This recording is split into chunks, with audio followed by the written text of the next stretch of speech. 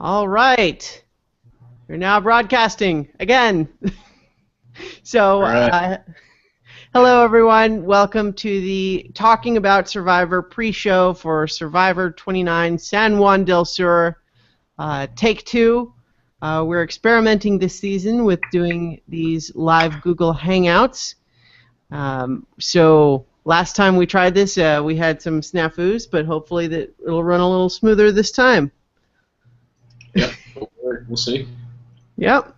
So, if anyone is new to talking about Survivor, Mike and I have been talking about the show Survivor for, since what, 2006, right?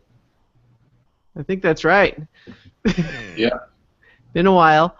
So what we do in the pre-show every year is we just kind of run down the cast bios for all of the castaways on the upcoming season and discuss each of them for a few minutes, make some snap judgments based on the information available on the website, and that's about it. So that's the plan for this evening, and so how are you doing, Mike? Good. And they were definitely snap judgments. Like, for example, last season, we were rooting for a guy to be voted off first based on his cast bio that we then were rooting for the rest of the season. Mm-hmm. We actually started watching it. Some of that had to do with the scenario that he got put in, but we also, his humor came across a lot more. It was a lot funnier in person than it was. Yep. It just sounded like an asshole in writing. When you saw him deliver in person, it had a little bit of there was some self-deprecating piece to it that made it just a little bit more funny. So anyway, the point is these are truly judgments. Yeah, so we are frequently wrong in our assessments, in the sense that we make our snap judgments, and then when we actually see people on the show, it turns out that they're either better or worse than we expected. Yep. Yeah, this isn't like the looking at like an NFL draft prospect or something. We don't really do a lot of research. We just kind of read their bios and make a guess. Mm-hmm. So one of the things that is interesting to consider this season is that it is a return to the blood versus water. The blood versus water premise or theme or whatever, which the last time they tried it, I don't know if you guys are seeing this. Lynn is jumping up, and I just saw her out of the corner of my eye on the video. It'll be an entertaining Easter egg for people.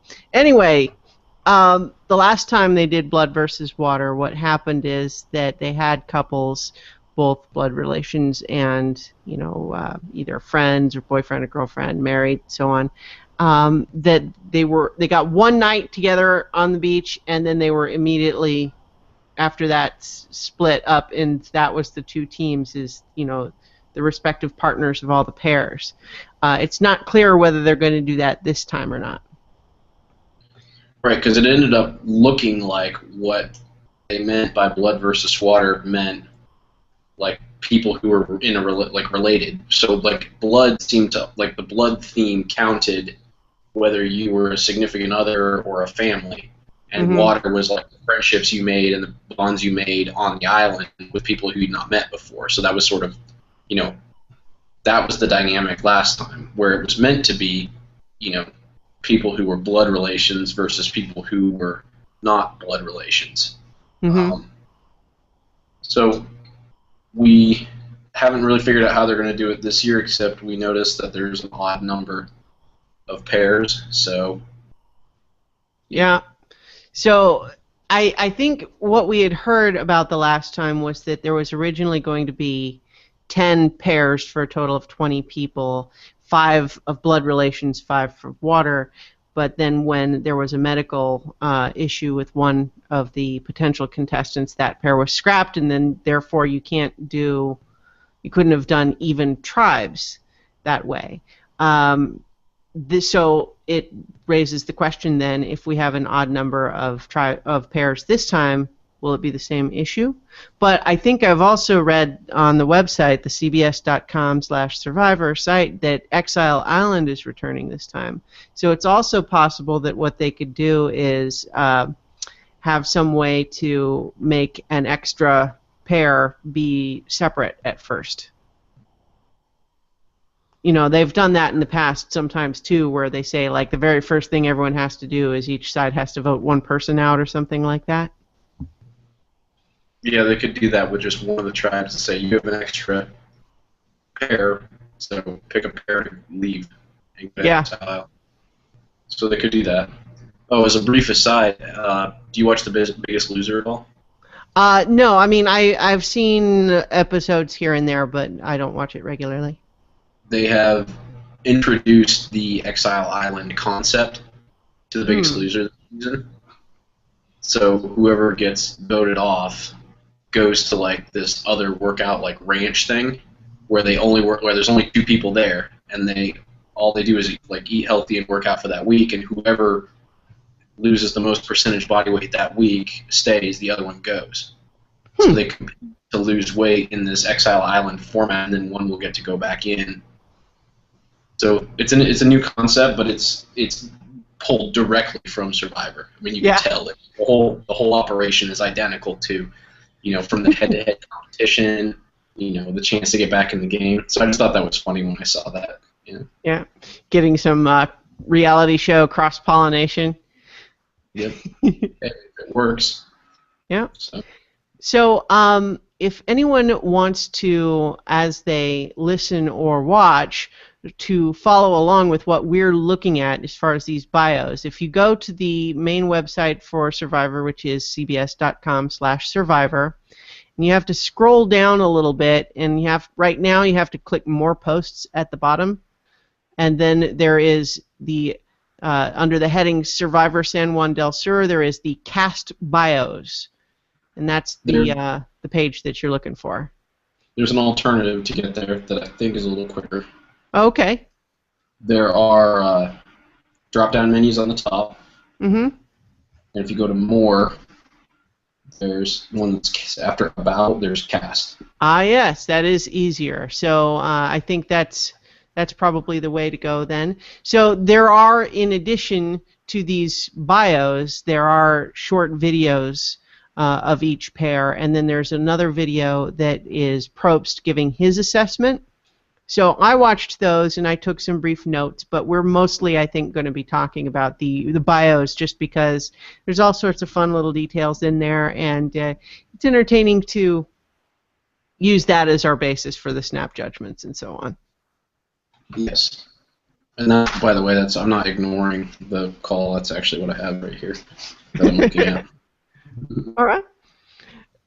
So the plan, what we usually do is we have a 2-minute timer, and so for each contestant we set the timer and we literally will limit our discussion of each person to just that 2 minutes. And so in this case, because they are all listed as pairs, I think it makes the most sense to just do a timer for 4 minutes for each contestant. So each pair, excuse me, of contestants. And so with 9 total pairs, that's going to be 36 total minutes plus or minus the little bits of chit chat that we're going to likely have between. Sounds good. All right. So let's start. Let me get my timer ready. And so let's start in the order that they're listed on the site here, which is starting with Dale Wentworth and Kelly Wentworth. Timer started. So Dale and Kelly are father and daughter. He is 55, she is 28. He is a farmer, and she is a marketing manager. Who presumably grew up on a farm. Yes, that's, I think, a valid assumption based on the information we have. Also, the video, they do talk about that. Although one of the things that Probst mentioned in his video about them was just to note that there's been some past conflict between them related to when I guess he got remarried. So he raised the question of, is that going to be something where they can have kind of like a redemptive arc that brings them closer together and they work really well together, or is that going to mean that there's conflict? Hard to know. Yeah. I'm thinking that probably hoping that it's going to be a redemptive arc. Yeah. Certainly that's... Yes. Yeah, to the extent that it can be nudged in that direction, we can imagine that the show would be interested in that. Plus, it's also just something that I think makes sense. You know, you take people and put them outside of their normal context and in something where they're hopefully motivated to work well together. So, you know, I think we've seen historically on the show that people tend to try to build relationships in this context. Yes. So, go ahead. I was going to say, I liked both their answers for if you could have 3 things on the island, what would they be? Mm-hmm. Part of that's a little just selfish because it's actually a question that we use in assessing, like in interviews, because the idea is you ask that question, if you could only take 3 things to a desert island, what would they be? Because the idea is, can they think practically under pressure? Because what you would want with you, it's wishes in the case of the interview, so you get to wish for some stuff, is either they need to, there's 4 choices that they need to hit on, and one is either food or water, shelter, then companionship, and then something creative. But you don't want all like creative things, but they need to be able to come up with those practical things under pressure, because that's legitimately what you would wish for if you were truly going to wish, and that's the idea is that. So both of them came up with things like that, a map, a book, and toilet paper. So again, very practical. Those kind of fit into the shelter type thing. And companionship, book counts as companionship in the way that we do it. And then the girl would want a book, picture of her mom, again companionship, and a journal so I could write down my experiences. That's something creative, right there. So they would have nailed this question and have come up with some things that are legitimate. Yep. That's always one of the more fun questions to look at. We also sometimes talk about the pet peeves. In this case, Dale, his pet peeve is people who never return phone calls, whereas Kelly's is lazy people, overconfidence, not sticking to your word, bad drivers, and angry people. And then in parentheses, get over it already. Yeah. It's interesting sometimes when people have too many overly specific pet peeves that maybe seems like they might be an irritable sort of person, but those all seem pretty general and straightforward. Oh, and that's the timer. All right, onward.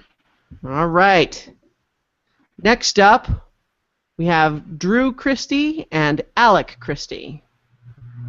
Timer started. So these guys are brothers. Drew is 25. Alec is 22.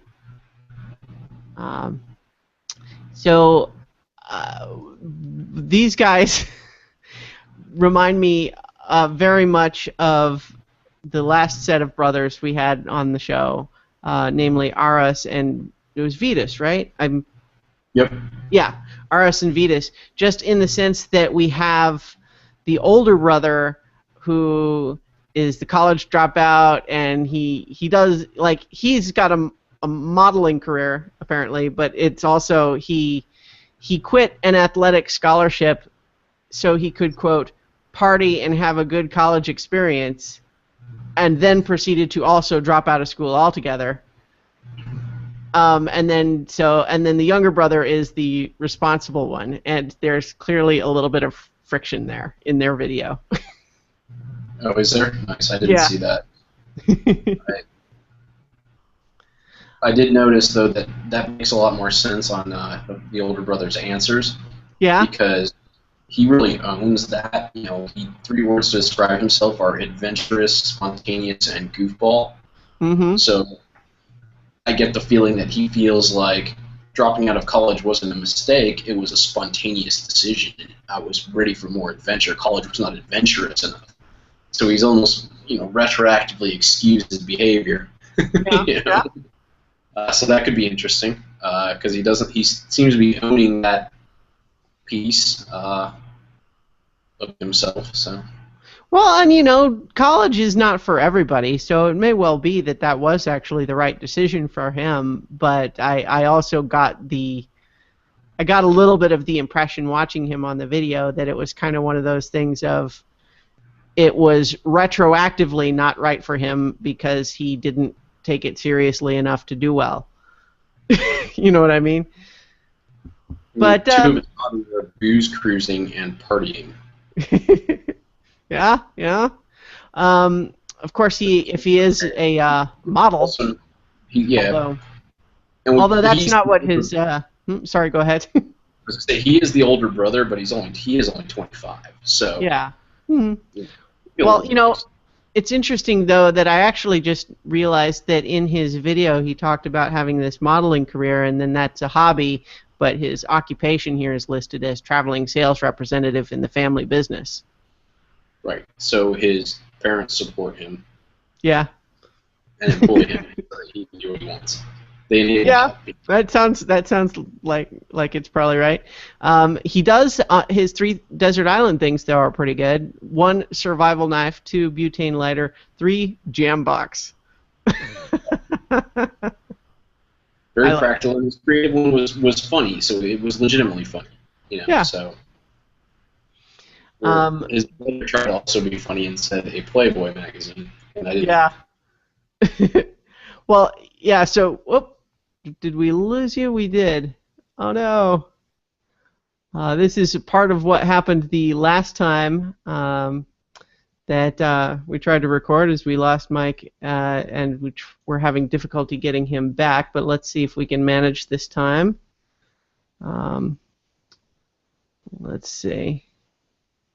I need to invite.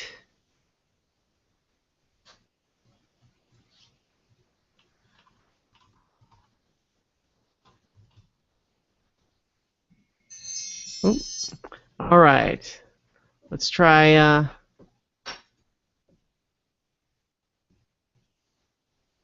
right. So I've sent a new invitation. Hopefully he'll be able to come back in. What we had happen the last time was that we couldn't get him to come back in. This is something that we've had a little trouble with here on the live Hangouts. Hopefully we'll get it working this time. But so in the meantime, the timer went for Drew and Alec, but we'll see how it goes as we try to bring Mike back in. One of the things that happened, I don't know, one of the things that happened in the last season is, as Mike described, we had a situation where there was someone we really didn't like going in, and sorry, I'm pulling up my notes here. Spencer Bledsoe was who we had a lot of difficulty with his bio. We looked at him and made our snap judgments there to try to say, why would we like this guy? He seems like a jerk. He seemed kind of arrogant and sarcastic in an unpleasant way. But then as we saw him on the actual show, we liked him a lot. And he actually did pretty well. He made it close to the end. He was the 8th jury member, and probably, honestly, he was really voted out because he, was a threat to win. So let's see. I'm trying to see if I can bring Mike back in.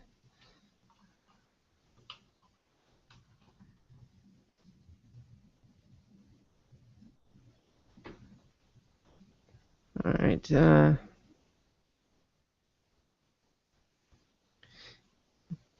I've also got a text communication going to try to stay in connection in the case that this might happen.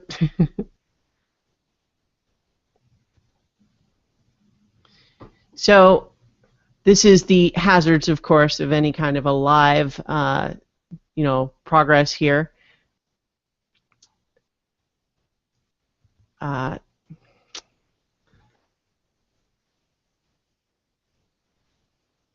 Let me think. So, my apologies, everybody, if this is not what you intended to tune in for. We're trying to get this sorted out.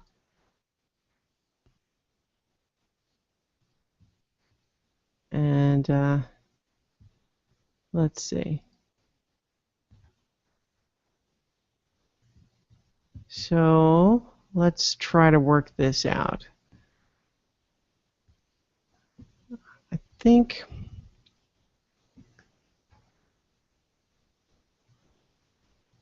okay. In a video call right now.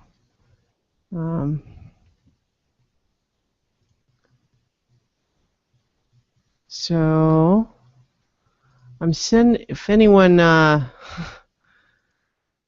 I'm not sure why this happens, but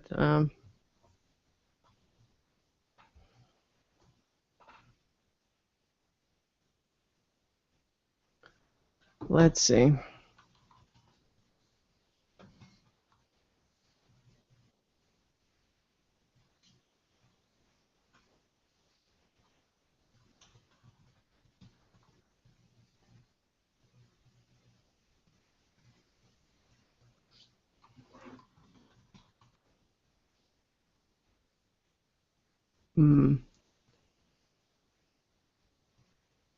Okay, so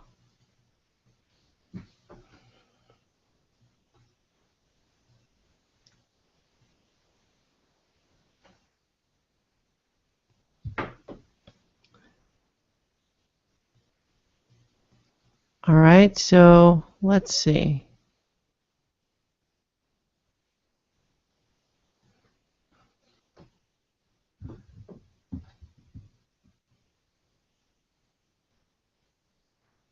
Again, apologies to people who are, either.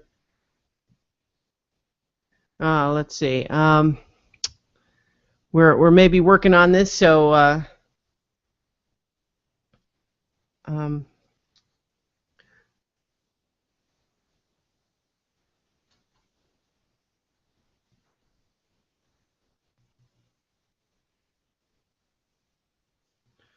right. So we're going to get this sorted out, ladies and gentlemen. This is not, it's Google does some very great things as far as, making tools available like this, and so it's great, but there's always difficulty. Let's see.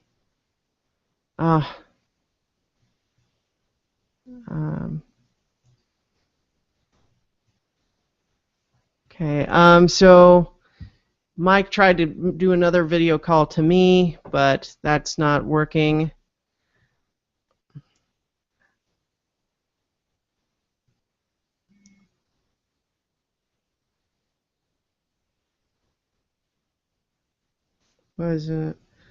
He tried calling me, but then that would be a separate call from this broadcast one.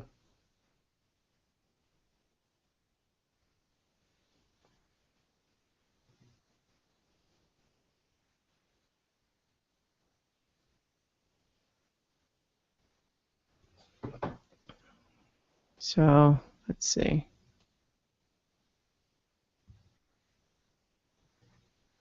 I'm trying.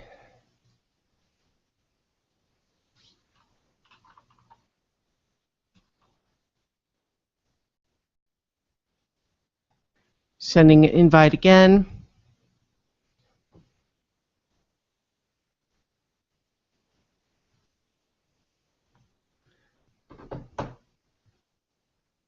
right. Okay. So it's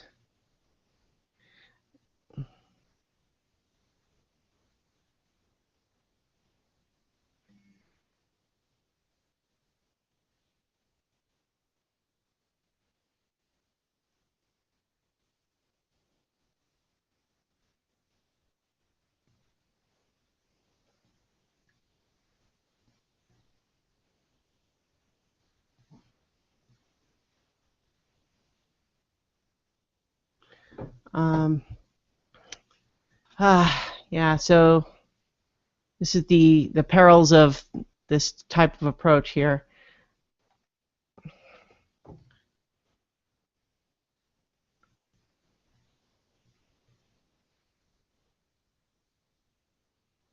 Invites.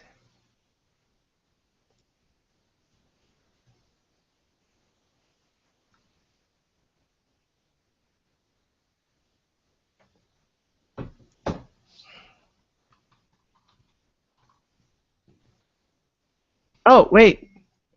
Popping back up. All right, so maybe we were just too impatient. I think we might be getting them back.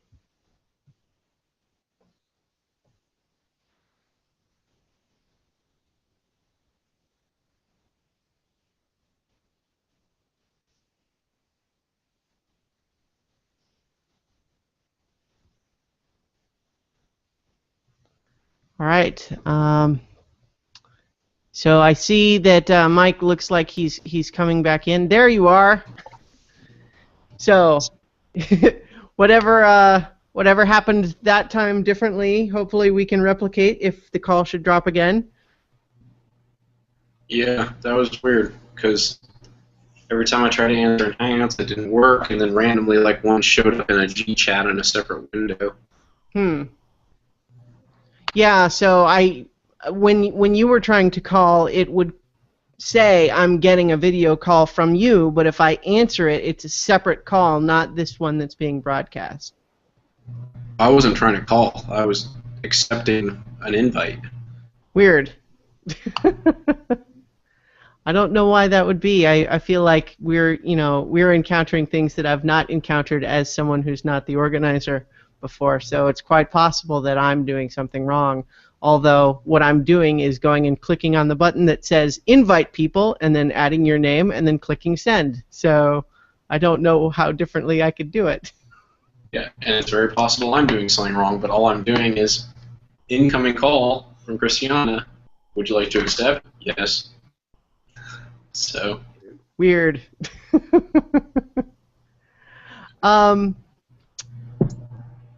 I wonder if maybe part of it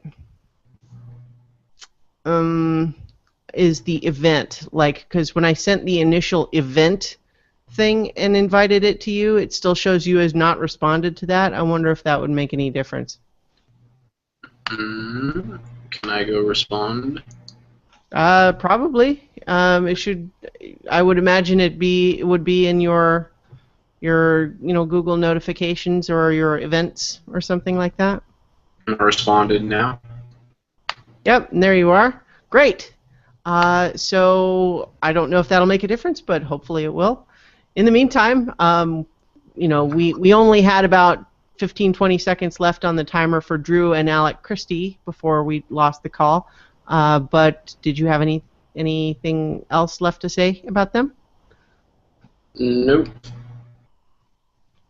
All right. So let's move on then to Jeremy Collins and Val Collins. And get my timer ready. Okay. So Jeremy Collins and Val Collins are married. So they are a water pairing as opposed to the two previous ones were blood, Yep. As in father and daughter and brothers. So these are married. Jeremy is a Cambridge firefighter, which made me say, hey, I know Cambridge. And then Val is a police officer in Foxborough, which is also nearby. So they are yeah, apparently she is going to do what many cops do when they come on Survivor, which is to not tell people. I, we've talked about that in the past. It seems like I don't know that I think that's a wise move because it just starts you off on a foot where you're lying to people. I don't know that the idea of would people have such a negative reaction to the idea that they're a cop that it's worth starting off every single relationship with a lie about fundamentally who you are as a person? I don't understand that one. Like I used to be a professional athlete one. I kind of get because they're trying to like head off they don't need the money. Right. That kind of part. I don't know what the cop thing is like. Well, I suppose it's true that there are some people who have very strong feelings about police officers, and those aren't always positive. But at the same time, I don't know. It seems like an overreaction to me, and yet it's always either cops or lawyers that don't want to tell people what they really do. I guess the professional athlete still feels like a different thing because that's almost like a celebrity angle as opposed to just lying about what you do. Right. But whatever. She describes herself as competitive, loving, and loyal. She is 35 and he is 36. She would bring onto the island. She would bring picture of her daughters to inspire her, a loci bracelet with mud from the Dead Sea to remind me to be hopeful at my lowest point, and water from Mount Everest to remind me to stay hopeful at my highest point. Which is one thing, I guess, because the bracelet has those two things. Yeah. And then the third one is matching bracelet I share with my kids to feel connected to them. So, she's obviously very devoted and connected to her family. I mean, I think that's pretty strong indication of that. Yeah, and his were the same. I mean, he wasn't as descriptive, but it was the bracelet from the daughters, pictures of the daughters, almost identical. And then mother in there. He was sort of a professional athlete, I guess. I mean, I want to say sort of. He was paid to be an athlete. He was in the indoor football league. Oh, okay. The arena football? Yeah, that was his personal claim to fame, is that he made it into that league without having even played college football. So, yeah. So he'll be athletic. There were some fun things. Bad about them to me, though. They're just kind of... There were some fun things in the video of them. One was they actually not only did they work out and get in shape to be on the show, but they also, as part of that, practiced going with less food and stuff. And then there was one particular just exchange that I thought was entertaining between the two of them, where she's describing. Hang on, the timer's going, but I'll just give this quote right now. But so she's describing, I think the only thing we argue about is I'm always like, let's go, let's go, let's go. And he's like, ah! And that was just the quote. I thought it was funny. Anyway, though, that's time for Jeremy Collins and Val Collins. Next up, we have our one celebrity for the season. Our next pair is John Rocker and Julie McGee. So you told me a little bit about John Rocker in the last time we tried to do this, but maybe take two for any of our current listeners that might not be aware of who this guy is. Okay. I mean, I'll probably not search the full quote again. I'll just paraphrase. Because when you asked me, you said that he was somewhat. You've heard that he was somewhat polarizing or something like that, and you were that he had a lot of baggage. A lot of baggage. That's right. Yeah. And you were curious what his baggage is, and so John Rocker was a pitcher for the Atlanta Braves. He was a closer, which means he's one of those pitchers that could be required to come in every game and just maybe throw for like 3 batters. So. There's a sort of different intensity that comes with those kind of guys, but he was on a whole nother level of anybody else. Like he would sprint to the mound when he came in. Like so, it was part of his persona was to be this intense, overbearing personality, which fit with his job because his job was to come in and and shut down a game. So you want to be like overbearing. However, he took that a little far and made some pretty absurd quotes.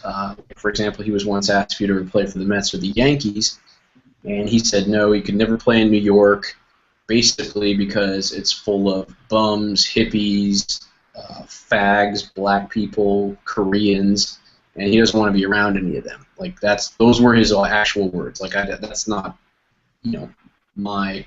Mm-hmm. Yeah. That term. Those were his terms. Right. He was that rude in an interview, and so that was pretty polarizing and probably considered some baggage. And he used to get booed in New York and stuff like that. If that wasn't enough, later in his career, he was part of the steroid indictments and things like that. And they asked him, did you ever use steroids when you were playing? And he said, well, hell yes, I did. I mean, well, let's be real. Who didn't? Which the league didn't really like, the fans didn't really like. I mean, nobody really liked that. So he has, a tendency to be, again, very intense and to say whatever's on his mind, regardless of whether it's tactful or appropriate, and sometimes even incompletely in the face of that, like purposely when he knows it would be more tactful to say something else, he chooses to ramp up what he says. That's sort of his history. So yeah, well, which is weird because rude people are one of his pet peeves. Well, it's there's some projection there, maybe. I don't see blacks, homosexuals. None of them are in his pet peeves anymore. Yeah. Well, the one thing that first thing he would bring to the island with him is vodka. So. Well, there you go. There's a statement like that. Yep. Yeah. The thing that I thought about when I was watching him in the video is that he definitely seems like the kind of guy who. It's not that he's mean. There's not malice in it, but it really does seem like any consideration towards other people's feelings is so far down on the list of things that he thinks and cares about. And again, that's how that quote was delivered. Like he didn't. I don't feel like he used it because the only one he used a slur for was the homosexual one. Mm-hmm. Everything else was just described. But I don't feel like he meant it to be like a slur. Like I don't think he said it as a slur, like to be mean. I think he just didn't think about it or care. Like that's how it came across. This doesn't even seem like a thing that's that bad to say. Like this whole like rant about why I don't want to live in New York. It was very weird. Very, and I think selfish people was his other pet peeve that I kind of took issue with because.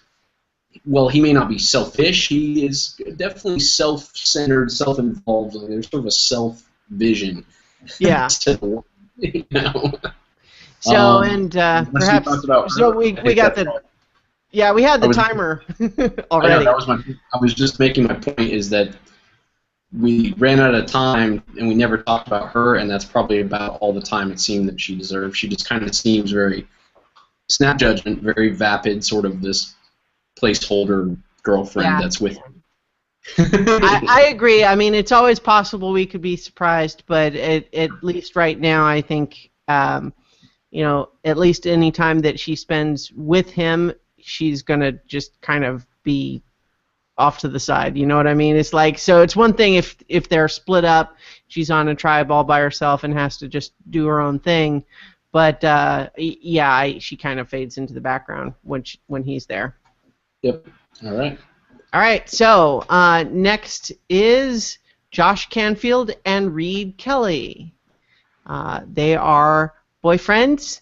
Let me start the timer.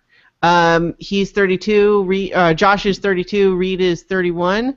They are boyfriends that have been dating for 2 years but don't live together. Here's something surprising from their video, apparently they are both Christian, which, that's fine, but I'm just surprised. That's not normally something you expect to go together necessarily. But, for example, both of them said number one that they would bring to the island is the Bible. Interesting. Yeah. It will also it'll be interesting if they end up on John Rocker's tribe, and if they're familiar with his quotations, his musings. Right. Well, because they're a water pairing. Or Yeah, that's true too. Wow.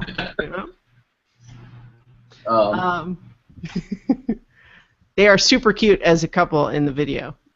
They're just they're very affectionate. You can tell they laugh and smile a lot. Let's see. Josh says, in addition to the Bible, he wants a piano so he could write songs and sing, and then also an iPod because life without music is just depressing. And I'm kind of thinking you could have one or the other of those and save your third for something else. But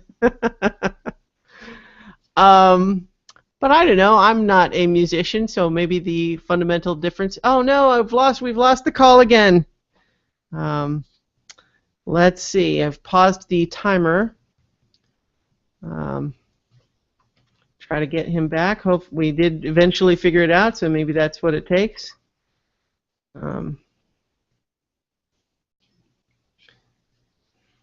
So hopefully we'll bring him back again this time.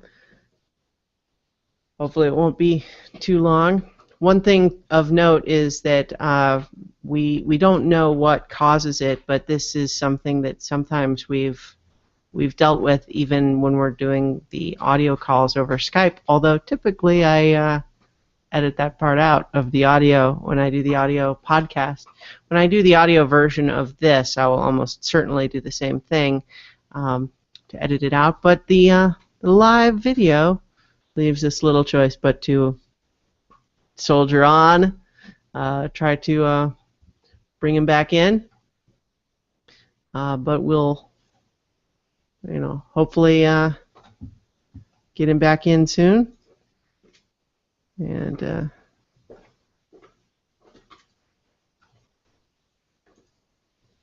just keep sending the invites.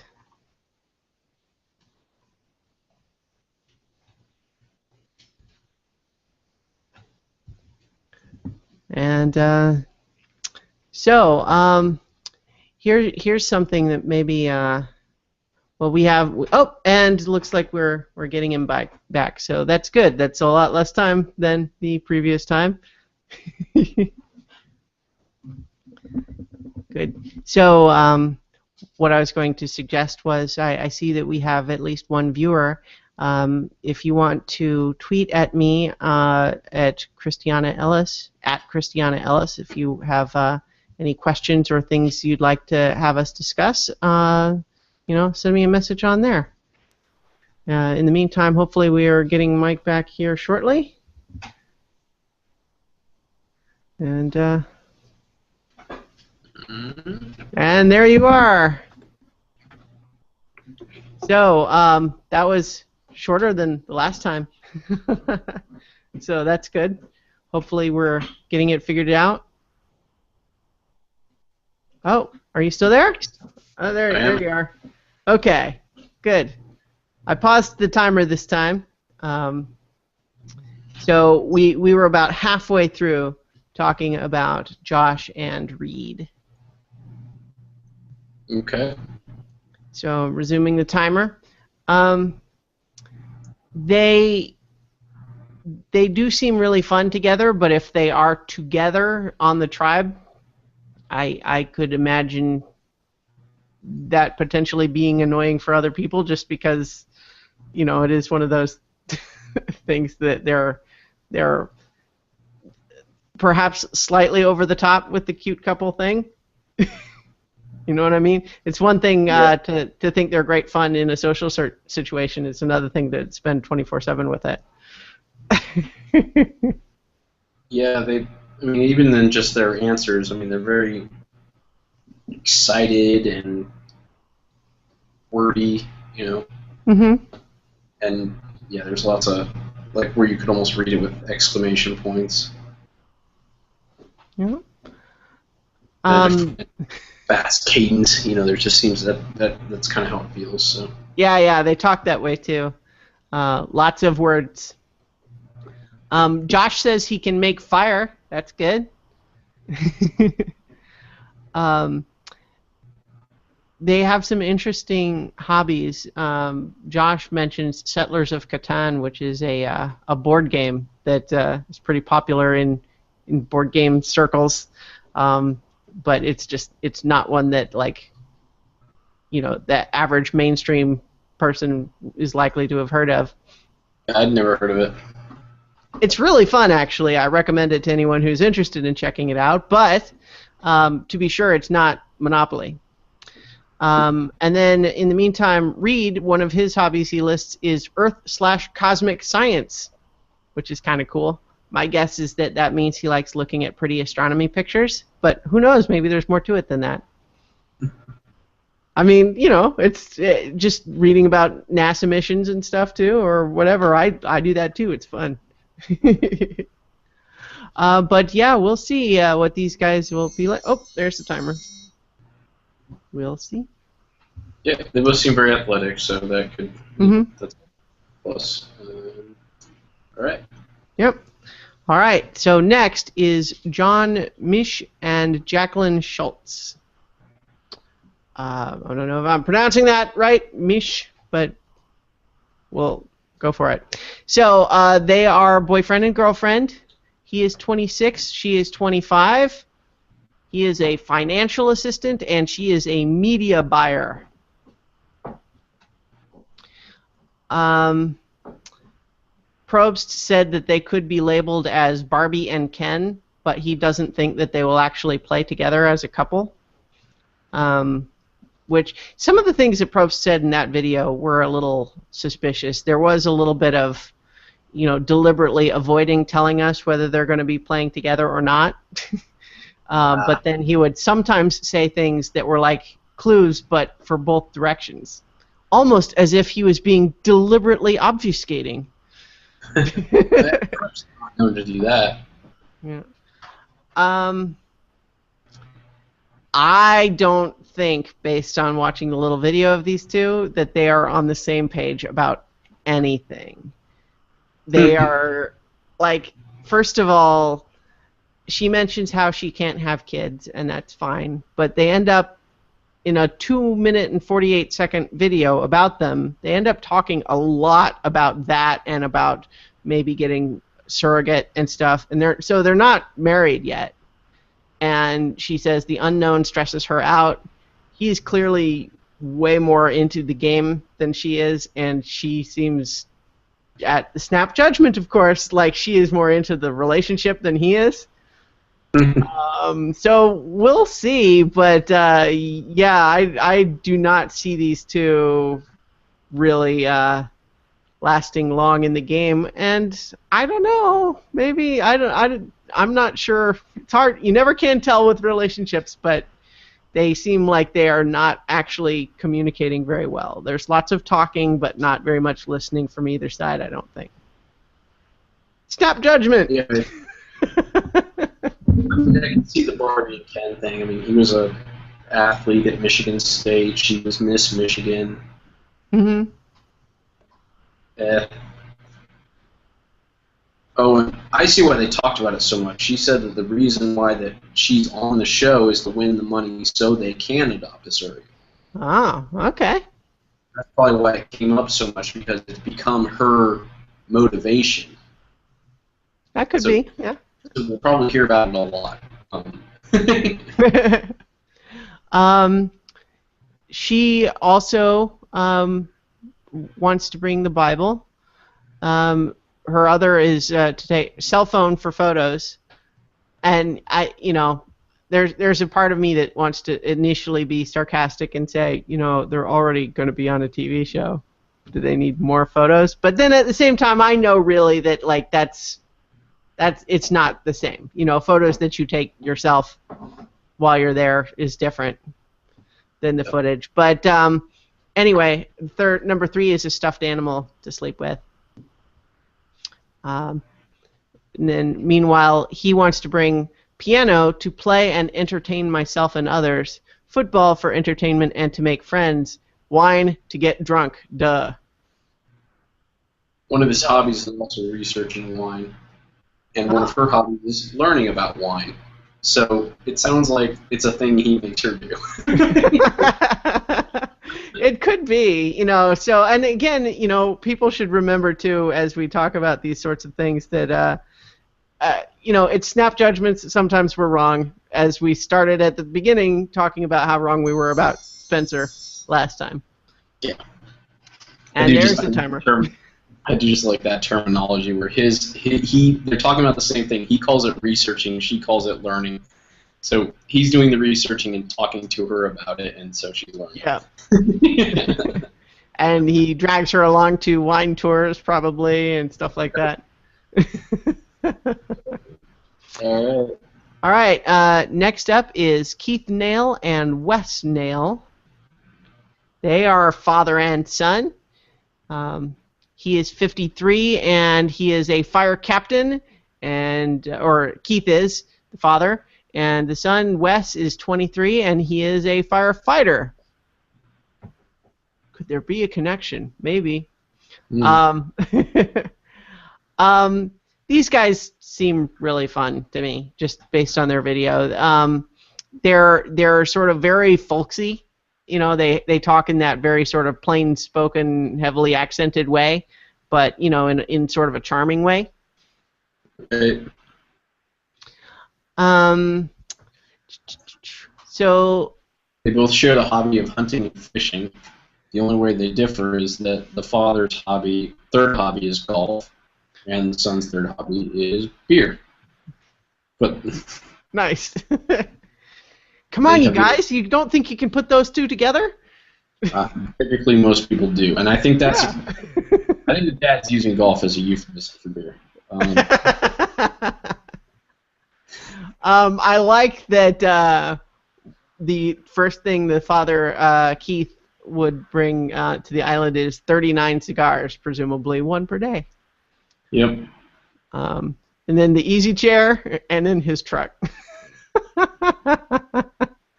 I like that he wants to bring his truck, because why? Because he likes it, I guess. I don't know. Of course. And then, of course, Wes wants to bring 1, beer, 2, dip/smokeless tobacco, and 3... I have to clarify what that was. Yeah. 3, Mila Kunis. He's got his priorities. Yeah. Dip and Mila Kunis. So I doubt highly that these guys will be good Survivor players. However, it does seem like they are good guys that are probably fun to hang out with. That's kind of my general impression. I don't know about you.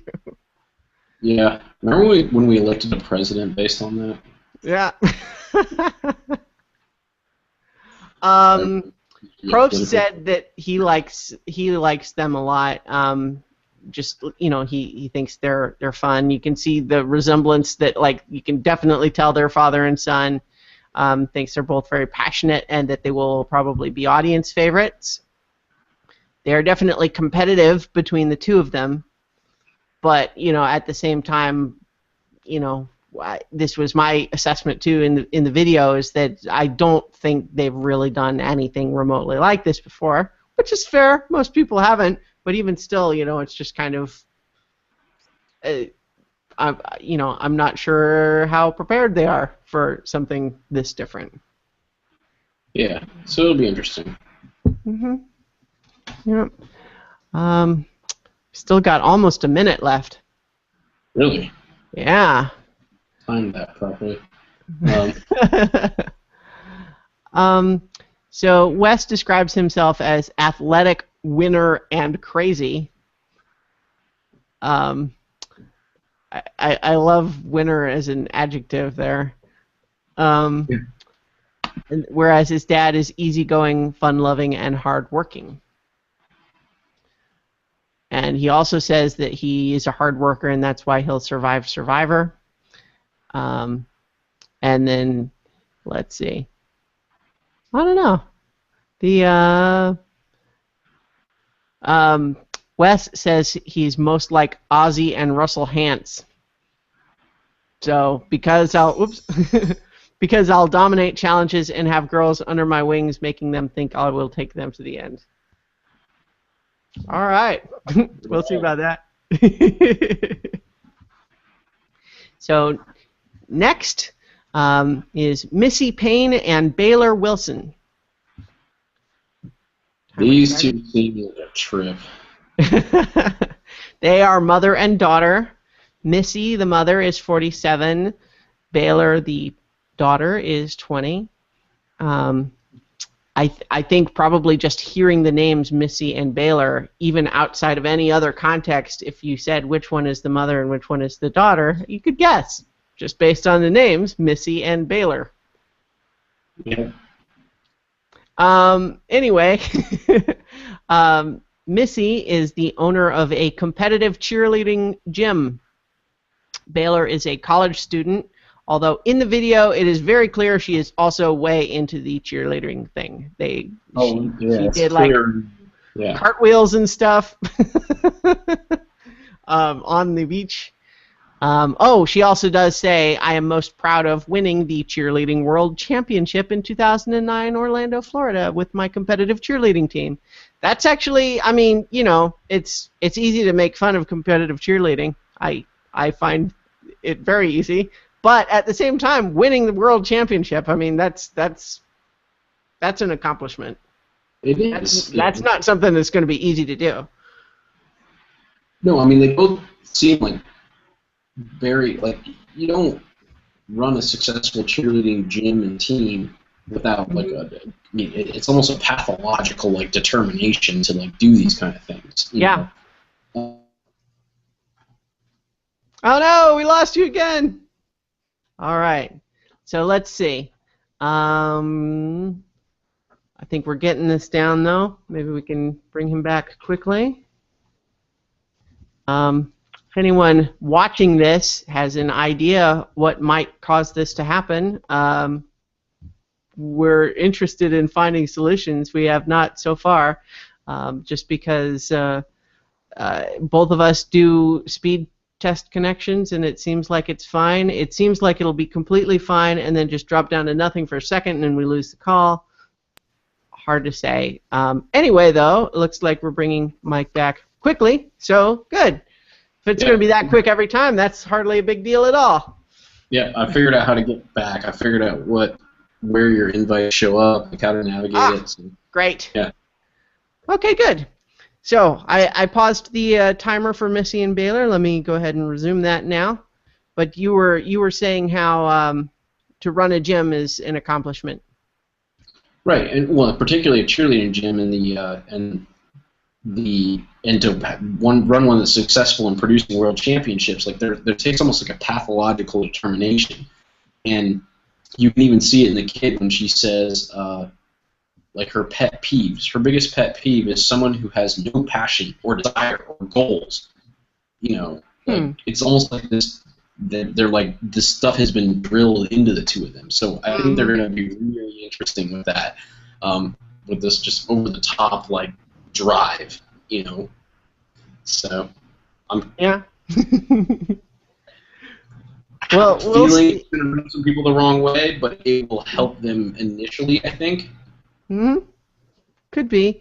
One of the things that Missy said in the video, and this Probst kind of echoed this too, is just this idea that she's more like a friend than a mom. You know, and one of the things that she said in the video was something like, you know, me and my daughter are like the same person, only one is younger and one is. And then she like hesitates on saying older, like a total cliche, which you know, it's like I'm not even really going to give her a hard time on that, but at the same time, it does seem like, you know, there is that that kind of mom sometimes, where it's like lets the kid get away with anything because they want to be friends. But I don't know. At the same time, she seems. They do seem like a cliche. I mean, not. Yeah. They seem like bad people. They just seem to be that cliche of like, cheerleading bomb and like, that it. So we'll see. I think it's entertaining. Yep. So I hope they'll do well, because even though there was some of those things that could sometimes be red flags, they did seem like they're both pretty friendly, energetic people. They get along with each other. I don't know. Either of them could really do well. Well, yeah, and they're so driven that they're going to want to do well at the game. So, all right. All right. So, and now that brings us to our last pairing for this is Natalie Anderson and Nadia Anderson. They are twin sisters. Both of them are 28. They talk like twins in the video. Not that we would expect differently, since they are twins, but it's definitely that whole thing where they both talk really fast and they constantly talk over each other, but they just have that, they're very much on the same wavelength as each other. Yep, and they are also another example of our reality show cross-pollination that we were discussing earlier. Yeah, they were both on The Amazing Race. Yep. I'm assuming together. Yes, they were on it together, although it occurs to me I could have looked up to see how they... so personal claim to fame, they were on The Amazing Race twice, and they got kicked off first on All-Stars. Yep. I like that they actually list that as part of the claim to fame. It's not just being on it twice, but actually pointing out that they got kicked off first on the All-Star season. So I don't know if they won their first season, but if they were on it and then invited back for All-Stars, that speaks well at least to the idea that they're entertaining television, which is also good news for us, having them on this season. And I could see it too. I just mean like a little bit like what we talked about with Josh and Reed, that they're just kind of fast-talking, energetic, but just also the twin thing, just that it's that whole finishing each other's sentences thing that, I don't know, I'm entertained by that. Let's see. Natalie says that she would, the things she would bring to the island is a razor, because being super hairy in a bikini is not cute. 2, iPhone, so I can tweet and get on Instagram. And 3, barbells, so I can squat. Yes. It should be noted that they are both CrossFit coaches as their profession. I wonder if they do like classes at the same time. Like, like you could have the class with the twin instructors. Which is why also Nadia, her number 1 was barbells, because that's just sort of CrossFit, the indoctrination, but that's part of the whole thing is a lot of barbell. So yeah, that's that. So Natalie describes herself as crazy, strong, and confident, whereas Nadia describes herself as badass, crazy, and carefree. So it occurs to me, this probably is the first time that we've had twins on the show, right? It's got to be. Because there's really only been one other season where they even had blood versus water, and I don't think we had twins on that. No, we've had season. People who are twins, but we only knew they were a twin when their twins showed up at, like, the family. Like, right. Like the letters from home, or not letters from home, but that compete with a loved one. Right. So let's see. So they're both, CrossFit instructors. That suggests that they would be both in good shape, but also, like adaptable. Like they're good at lots of different things, as opposed to just just being strong or just being good at balance or whatever. Yep. Oh, there's the timer. Nadia says she can win. She can be the sole survivor because she can thug it out. Nice. Leave it with that. Yep. So that's it for the 18 castaways. But let's just talk about this season a little bit. We already talked a little bit earlier about the idea that just speculating. Will the pairs get to play together, or will they be separated? Alternately, is it possible that there would be actually a mixture of that, meaning like some pairs would be together and some would be separated? It seems like just out of fairness, you would want it to be all one way or all the other way, but I'm sure they're also interested in trying to mix it up a little bit more. Yeah, true. Survivor's not known for like what's the most fair. Yeah. It's gonna be entertaining. Yeah.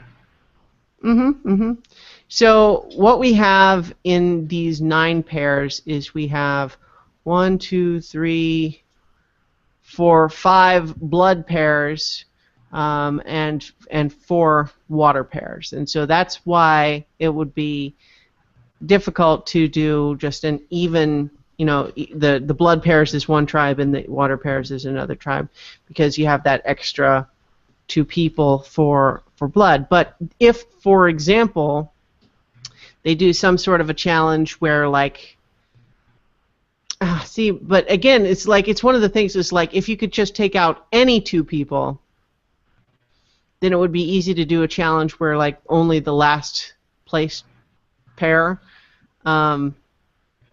get sent to Exile Island or something like that. But they would kind of need it to be a blood pair. So they could also, like you suggested, do something where they tell the blood tribe that, like, you guys need to do this first. But I don't know. I think the simplest thing would probably actually be for them to split everybody up again like they did last time. Yeah. I was interested to see how many guys versus and girls there were.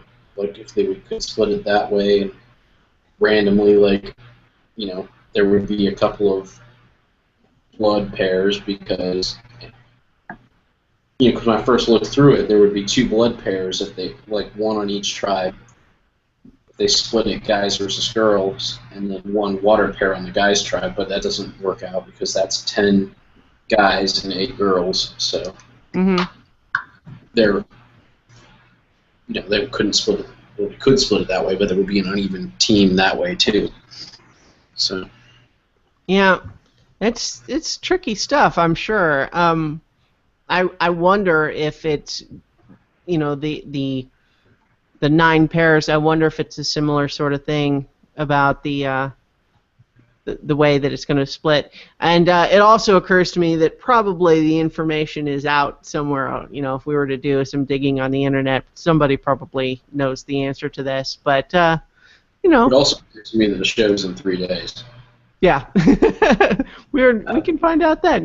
This whole pre-show is not really intended to be some sort of a definitive Bible for the season. It's more just, what are we thinking about as we prepare for the new season? I hope. I was going to say, as with the last time that we did the blood versus water and we had the pairs, it's harder for me to formulate a favorite, on a snap judgment, because they come in pairs. So I don't really have a favorite. I'm pretty open to see kind of how this all goes. Yeah. Well, so what do you think about, do you think they're going to do, again, the whole bit about if someone's getting voted out, then their loved one can, volunteer to take their place? Probably, because even though it was, a nonsense thing, it did come into play. So it worked exactly how I think they would have expected, in that it's a bad idea, it requires an emotional response as opposed to a logical response, Mm-hmm. and so most people are not going to do it. However, I think only one person took them up on it, and it Yeah. was interesting enough that you might as well leave it out there for the case that you might get another emotional response like that. Yeah, because even several of the people who didn't do it ended up feeling guilty about it. Like there's an emotional feeling like they should have done it, even if the rational part of their mind says, in terms of gameplay, it's dumb. But Yeah, so um, just because something is unequivocally a bad idea in almost all scenarios, because it has that emotional context, you might as well leave it in there. It makes it interesting. It puts people in that decision making. mhm. You know? So, So, what do you think about the return of Exile Island as opposed to the whole redemption thing? You know, where you have the players who are still more ostensibly in the game. They're well, not just ostensibly, they're still in the game, but just not at camp. They're off on Exile Island. I and how did they get back in? I forget how that. I Well, guess I I, think I guess that whole. I guess until you just said that, I forgot that they were two different things. yeah, well, so redemption was where someone gets voted out, but instead of being completely gone, they go to Redemption Island and then have to sort of they can potentially last long enough there to come back. Exile Island was more like in the reward challenge, either whoever came in last or if someone who was the winner gets like people who were the winning team got to vote or something, and you would send someone to Exile Island, and then they would have to stay there basically until the next challenge. That's right.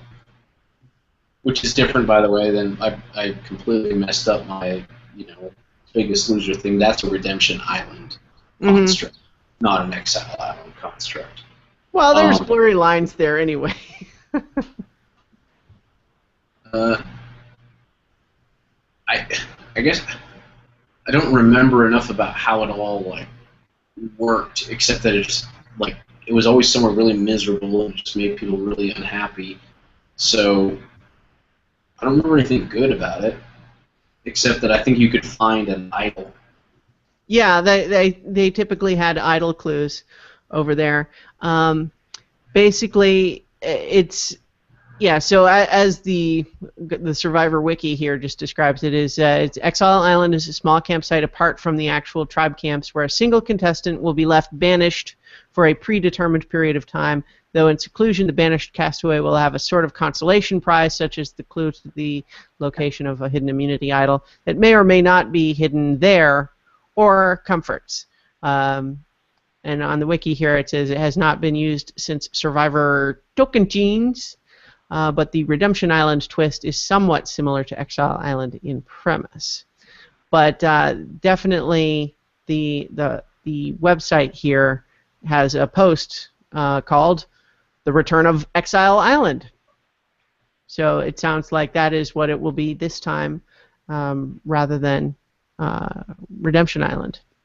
Which, honestly, there's some drama about the whole Redemption Island thing, but I would just as well not do that every time because, first of all, it dilutes the power of the people getting voted out because you know that they're not actually gone yet. And then also just this idea that like anyone who actually succeeds in getting back in is going to be immediately voted right back out again. Just like, why would anyone else do anything other than that? Yep. But, oh, here, so in this post about it for this season, it says, this season also marks the return of Exile Island, where each week two loved ones square off against one another in a battle that will send the loser to isolation on Exile Island while the winner receives reward for his or her tribe. However, the winner will also have to choose a tribe mate to accompany their loved one to Exile Island. That's interesting. Whoa. Okay. Yeah. We'll have to see how that plays out. Maybe they've got some clever way of. So there's definitely a lot more to it than we're used to. Yeah, yeah. So, this post at least is definitely also hyping this whole question of raising the question of which is thicker, blood or water. But I don't know, they might say that regardless of whether they really pair the blood pairs against the water pairs. I could say pair a few more times. In 3 days. Yeah, yeah. So I think anything else you want to say about this season of Survivor? Are you pumped? Are you excited? I am excited. I'm always excited for the fall one because it feels so long coming, you know. Mm-hmm. Yeah. The winter break is much shorter. And in some ways, not that we need a vacation, but it also just you don't have that much time to miss it. But fall, it's coming back. And also season 29, which just all my friends who don't actually watch Survivor, every time I mention it, and they're like, "Oh yeah, that's still on, huh?" And I'm like, "Yeah, season 29." 29. Yeah. Now again, as you and I know, that's two per year, so it's not 29 years, but it's still almost 15 years. That's still a lot. It is a lot. I mean, there's not a whole lot of other shows that have that kind of longevity. I mean, The Simpsons. Mm-hmm. That's about it that I can think of. Yeah.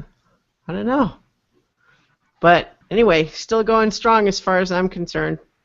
Yep. So maybe that does it for this time, this pre-show.